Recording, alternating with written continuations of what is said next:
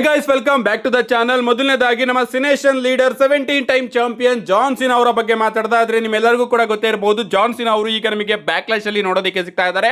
And ಅದರ ಕುರಿತಾಗಿ ನಮ್ಮ ಜಾನ್ ಸಿನಾ ಅವರು ಬ್ಯಾಕ್ಲಾಶ್ ಅಲ್ಲಿ ಒಂದು ಬಿಗ್ಗೆಸ್ಟ್ ನ್ಯೂಸ್ ನ ಅನೌನ್ಸ್ ಮಾಡೋದಕ್ಕೆ ಬರ್ತಾ ಇದಾರಂತೆ. ಎಸ್, ನಮ್ಮ ಜಾನ್ ಸಿನಾ ಅವರ ಟ್ವೀಟ್ ನ ನೀವು ನೋಡ್ತಾ ಇರಬಹುದು. It's official. I am headed to backlash after months of planning and effort. I am so excited to break some history making news. I can't promise it will be perfect, but I can promise it will change the WWE experience for superstars and fans ಅಂತ ನಮ್ಮ John ಸಿನಾ ಅವರು official ಆಗಿ ತಿಳಿಸಿದ್ದಾರೆ. ಅಂದ್ರೆ ನಾನು months ಗಳಿಂದ planning ಮಾಡಿ ಕಷ್ಟನ ಪಟ್ಟು ಒಂದು ಹಿಸ್ಟರಿ ಮೇಕಿಂಗ್ ನ್ಯೂಸ್ ನ ಕೊಡೋದಕ್ಕೆ ಬರ್ತಾ ಇದ್ದೀನಿ. ನಾನು ಹೇಳೋದಿಲ್ಲ ಇದು ಪರ್ಫೆಕ್ಟ್ ಆಗಿರುತ್ತೆ ಅಂತ, ಬಟ್ ನಾನು ಖಂಡಿತವಾಗ್ಲೂ ಪ್ರಾಮಿಸ್ ಅಂತೂ ಮಾಡ್ತೀನಿ. ಸೂಪರ್ ಸ್ಟಾರ್ಸ್ ಗಳಿಗೆ ಹಾಗೆ ಫ್ಯಾನ್ಸ್ ಗಳಿಗೆ WWE ನ ನೋಡೋ ಎಕ್ಸ್ಪೀರಿಯನ್ಸ್ ಇನ್ನೂ ಕೂಡ ಚೇಂಜ್ ಆಗುತ್ತೆ ಅಂತ ನಮ್ಮ ಜಾನ್ ಸಿನಾ ಅವರು ತಿಳಿಸಿದ್ದಾರೆ.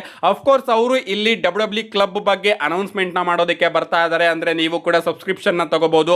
ಸಬ್ಸ್ಕ್ರಿಪ್ಷನ್ ನ ತಗೊಂಡ್ರೆ ಪ್ರಾಬಬ್ಲಿ ಬ್ಯಾಕ್ ಸ್ಟೇಜ್ ವಿಡಿಯೋಸ್ ಗಳನ್ನು ಕೂಡ ನೀವು ನೋಡಬಹುದು ಅಂತ ನಮ್ಮ ಜಾನ್ ಸಿನಾ ಅವರು ಹೇಳ್ಬಹುದು. ಏನೇ ಆಗಲಿ, ನಮ್ಮ ಜಾನ್ ಸಿನಾ ಅವರು WWE ಕ್ಲಬ್ ಬಗ್ಗೆ ಅನೌನ್ಸ್ಮೆಂಟ್ ನ ಮಾಡೋದಕ್ಕೆ ಬರ್ತಾ ಇದ್ದಾರೆ. ಅಂಡ್ ಇದರ ನಿಟ್ಟಿನಲ್ಲಿ WWE ಅವರು ರಸಲ್ಮೇನಿಯಾ 44 ಕೂಡ ಅನೌನ್ಸ್ ಮಾಡಬಹುದು. ನೋಡೋಣ ಗಾಯ್ಸ್, ಬ್ಯಾಕ್ಲಾಶ್ ಅಲ್ಲಿ ನಮ್ಮ ಜಾನ್ ಸಿನಾ ಅವರು ಬಂದು ಇನ್ನ ಯಾವ ನೆಕ್ಸ್ಟ್ ಲೆವೆಲ್ ಅನೌನ್ಸ್ಮೆಂಟ್ ನ ಮಾಡ್ತಾರೆ ಅಂತ. ನೆಕ್ಸ್ಟ್ ಅಪ್ಡೇಟ್ ಕಡೆ ಬರೋದಾದ್ರೆ ಇದಿರ್ತಕ್ಕಂಥದ್ದು ನಮ್ಮ ಕಾಫಿ ಕಿಂಗ್ಸ್ಟನ್ ಅವರ ಬಗ್ಗೆ. ನಿಮ್ಮೆಲ್ಲರಿಗೂ ಕೂಡ ಗೊತ್ತೇ ಇರಬಹುದು, ರೀಸೆಂಟ್ ಆಗಿ ನಮ್ಮ ಕಾಫಿ ಕಿಂಗ್ಸ್ಟನ್ ಆಗಿ ಝೇವಿಯರ್ ವುಡ್ಸ್ ಅವರು ರಿಲೀಸ್ ಆದ್ರು. ಎಸ್, ಅದಕ್ಕೆ ಮೈನ್ ರೀಸನ್ ಏನಪ್ಪಾ ಅಂದ್ರೆ ನಮ್ಮ ಕಾಫಿ ಕಿಂಗ್ಸ್ಟನ್ ಆಗಿ ಝೇವಿಯರ್ ವುಡ್ಸ್ ಅವರ ಕಾಂಟ್ರಾಕ್ಟ್ ನ ರೀನೆಗೋಷಿಯೇಟ್ ಮಾಡೋದಕ್ಕೆ TKO ಅವರು ಬಂದಿದ್ರಂತೆ. ಅಂದ್ರೆ ನಿಮ್ಮ ಕಾಂಟ್ರಾಕ್ಟ್ ಅಲ್ಲಿ ನಮಗೆ ಸ್ವಲ್ಪ ಕಟ್ಟಬೇಕು, ಅಂದ್ರೆ ನಾವು ಇಷ್ಟು ದುಡ್ಡನ್ನ ನಿಮಗೆ ಕೊಡೋದಕ್ಕೆ ಆಗೋದಿಲ್ಲ, ಅದರಲ್ಲಿ ಸ್ವಲ್ಪ ನೀವು ಡಿಸ್ಕೌಂಟ್ ನ ಮಾಡಿ ಹೊಸ ಕಾಂಟ್ರಾಕ್ಟ್ ನ ನಿಮಗೆ ಕೊಡ್ತೀವಿ ಅಂತ TKO ಅವರು ನಮ್ಮ ಕಾಫಿ ಕಿಂಗ್ಸ್ಟನ್ ಆಗಿ ಝೇವಿಯರ್ ವುಡ್ಸ್ ಅವರ ಬಳಿ ಬಂದಿದ್ರಂತೆ. ಬಟ್ ಅದಕ್ಕೆ ನಮ್ಮ ಕಾಫಿ ಕಿಂಗ್ಸ್ಟನ್ ಆಗಿ ಝೇವಿಯರ್ ವುಡ್ಸ್ ಅವರು ಒಪ್ಕೊಂಡಿಲ್ಲ. ಅಂಡ್ ಇದರಿಂದ ಇವರಿಬ್ಬರ ನಡುವೆ ಒಪ್ಪಂದ ಆಗದಲೇ ನಮ್ಮ ಕಾಫಿ ಕಿಂಗ್ಸ್ಟನ್ ಆಗಿ ಝೇವಿಯರ್ ವುಡ್ಸ್ ಅವರು WWE ಕಂಪನಿಯಿಂದ ಹೊರಗಡೆ ಹೋಗಿದ್ರು ಅಂತ ಅಪ್ಡೇಟ್ಗಳು ಬಂದಿತ್ತು. ಅಂಡ್ ಈಗ ನಮ್ಮ ಕಾಫಿ ಕಿಂಗ್ಸ್ಟನ್ ಅವರು ಒಂದ್ ರೀತಿ ಅದನ್ನ ರಿಯಲ್ ಅಂತಾನೆ ಹೇಳಿದ್ದಾರೆ ಅಂತಾನೆ ಹೇಳ್ಬೇಕು. ರೀಸೆಂಟ್ ಆಗಿ ನಮ್ಮ ಕಾಫಿ ಕಿಂಗ್ಸ್ಟನ್ ಅವರು ಒಂದು ಸ್ಟೇಟ್ಮೆಂಟ್ ನ ಕೊಡ್ತಾರೆ. Do not ever compromise or accept less than your due when it comes to your worth ಅಂತ ಒಂದು ಸ್ಟೇಟ್ಮೆಂಟ್ ನ ಕೊಟ್ಟಿದ್ದಾರೆ. ಅಂದ್ರೆ ಯಾವತ್ತೂ ಕೂಡ ನಿಮ್ಮ ಸಾಲಗಳಿಗಿಂತ ಕಡಿಮೆ ನೀವು ಯಾವತ್ತೂ ಕೂಡ ಕಾಂಪ್ರಮೈಸ್ ಆಗಬೇಡಿ, ಅದೇ ರೀತಿ ನಿಮ್ಮ ವರ್ತಿಗಿಂತ ಕೆಳಗಡೆ ನೀವು ಯಾವತ್ತೂ ಕೂಡ ಅಕ್ಸೆಪ್ಟ್ ಕೂಡ ಮಾಡ್ಕೋಬೇಡಿ ಅಂತ ನಮ್ಮ ಕಾಫಿ ಕಿಂಗ್ಸ್ಟನ್ ಅವರು ಸ್ಟೇಟ್ಮೆಂಟ್ ನ ಕೊಟ್ಟಿದ್ದಾರೆ. ಲಿಟ್ರಲಿ ಕಾಂಟ್ರಾಕ್ಟ್ ಅಲ್ಲಿ ಒಂದು 7 ಡಿಜಿಟ್ಸ್ ಏನೋ ನಂಬರ್ ನ ಕೊಟ್ಟಿದ್ರಂತೆ TKO ಅವರು.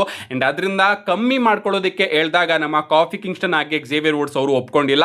ಅಂಡ್ ಅದರಿಂದಾನೇ ಇವರಿಬ್ರು ಕೂಡ ರಿಲೀಸ್ ಆಗಿದ್ದಾರೆ. ಅಂಡ್ ಇದಾದ್ಮೇಲೆ ಅಪ್ಡೇಟ್ ಗಳು ಬರೋದಕ್ಕೆ ಶುರು ಆಗುತ್ತೆ. WWE ಅವರು ಆಲ್ಮೋಸ್ಟ್ ಎಲ್ಲ ಮಿಡ್ ಕಾರ್ಡ್ ಸೂಪರ್ ಸ್ಟಾರ್ಸ್ ಗಳ ಬಳಿ ಹೋಗಿ ಅವರಿಗೆ 50% ಪೇ ಕಟ್ ನ ಮಾಡಿದೆಯಂತೆ.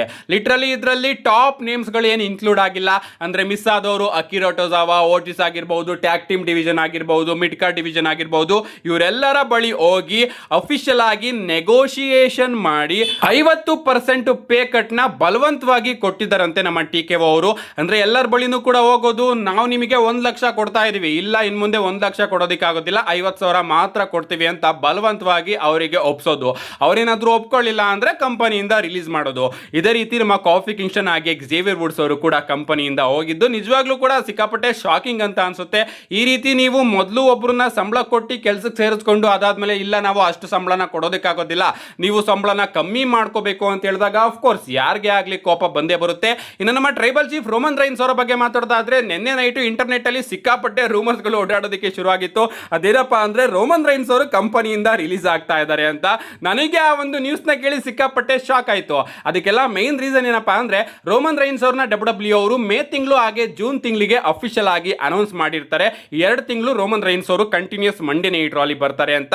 ಬಟ್ ಸಡನ್ ಆಗಿ ಮೇ ತಿಂಗಳು ಅನೌನ್ಸ್ಮೆಂಟ್ ಅಲ್ಲಿ ಮಾತ್ರ ರೋಮನ್ ರೈನ್ಸ್ ಅವ್ರನ್ನ ಉಳಿಸ್ಕೊಂಡು ಜೂನ್ ತಿಂಗಳು ಅನೌನ್ಸ್ಮೆಂಟ್ ಇಂದ WWE ಅವರು ರೋಮನ್ ರೈನ್ಸ್ ಅವ್ರನ್ನ ಕಂಪ್ಲೀಟ್ ಆಗಿ ರಿಮೂವ್ ಮಾಡ್ತಾರೆ.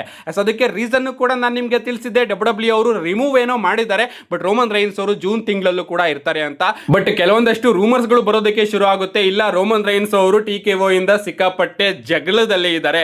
ಅಂಡ್ ಅದರಿಂದ ಪ್ರಾಬಬ್ಲಿ TKO ಅವರು ಬ್ಯಾಕ್ಲಾಶ್ ಆದ್ಮೇಲೆ ರೋಮನ್ ರೈನ್ಸ್ ಅವ್ರನ್ನ ತೆಗೆದಾಕಬಹುದು. ಅಂಡ್ ಇದರಿಂದಾನೇ ರೋಮನ್ ರೈನ್ಸ್ ಅವರು ಜೂನ್ ತಿಂಗಳಿನ ಎಲ್ಲಾ ಮಂಡೇ ನೈಟ್ ರಾ ಇಂದನೂ ಕೂಡ ರಿಮೂವ್ ಆಗಿದ್ದಾರೆ.